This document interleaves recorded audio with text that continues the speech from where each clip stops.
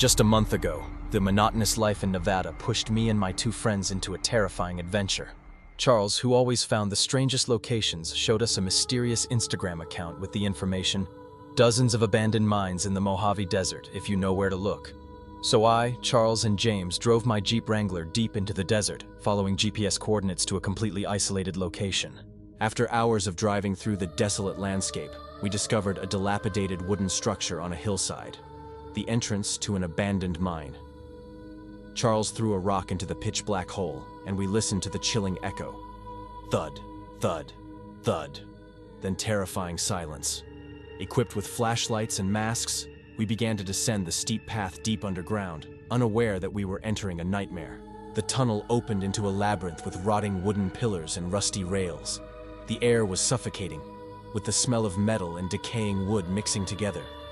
Suddenly, a strange sound echoed from deep in the darkness. Scrape, scrape, scrape, as if something was being dragged. We turned off our flashlights, standing still in absolute darkness. The sound grew louder, closer. James panicked and turned on his light for a split second. The dragging sound stopped, but the silence was even more terrifying. Clang! The sound of metal crashing tore through the air, followed by a scream that was not human, a shrill sound as if from the depths of hell. We turned and ran in panic. Heavy footsteps echoed behind us. I tripped, losing a shoe, but didn't dare stop. My bare foot was cut by sharp rocks, blood dripping along the escape path. Climbing the slope with one shoe and one bare foot was excruciating torture, but the fear of that thing chasing behind was far more terrifying. A few days later, we returned to the site to find James's wallet. Not daring to go inside the mine, but what we found was even more haunting. My shoe placed neatly in front of the cave entrance, like a macabre gift. It was torn apart, not by sharp rocks, but by teeth. Deep bite marks, with parts missing, as if they had been devoured. We fled immediately. Charles contacted that Instagram account but never received a reply. Perhaps because they already knew. These mines are not meant to be explored. They are gateways to a place not meant for humans. 10 years driving trucks through desolate roads, but I had never experienced anything like this. On my journey from Arizona to California, I decided to take an old road on the map, promising to shorten the time.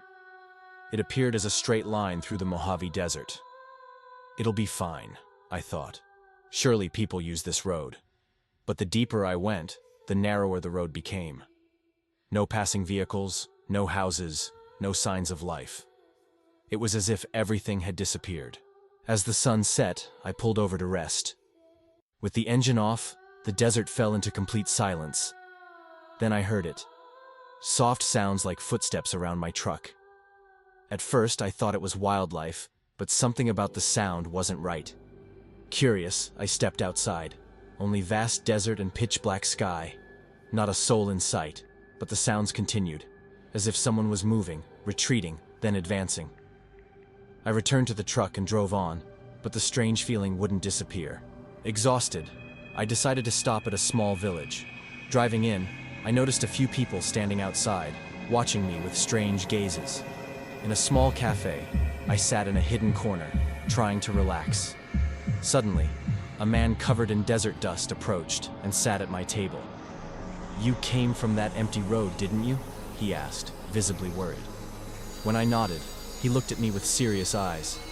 "Never go back to that road. Not everyone survives crossing it. That road isn't always the road you think it is," he said. "Many have driven it, but never returned."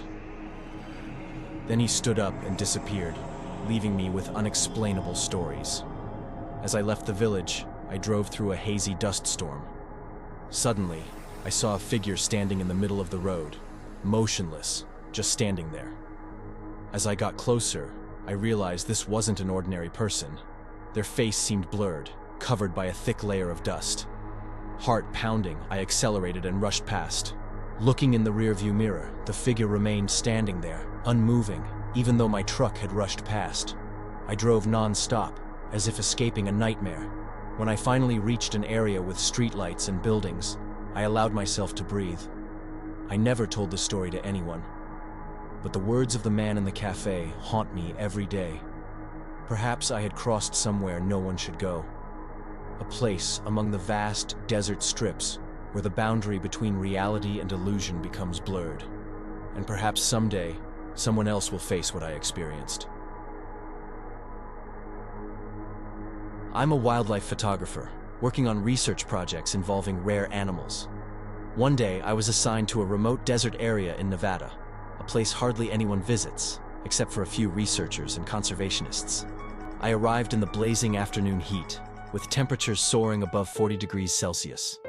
I set up camp near a dried-up waterhole, getting ready for a full week of work ahead. At sunset, while I was packing up my gear, a strange sound broke the silence.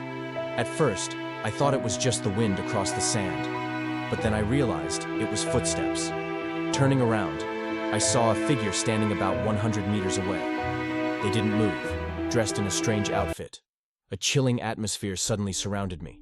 I called out loudly to the figure, but got no response. Thinking it might be another researcher, I started walking closer. But the closer I got, the stronger a strange feeling grew inside me, as if I wasn't supposed to approach. A wave of cold washed over me, stopping me in my tracks. Suddenly, the figure turned and began to move. But what was strange was how he moved. Not walking normally, but gliding swiftly, as if his feet never touched the ground. I froze, unable to look away as he drifted off into the distance.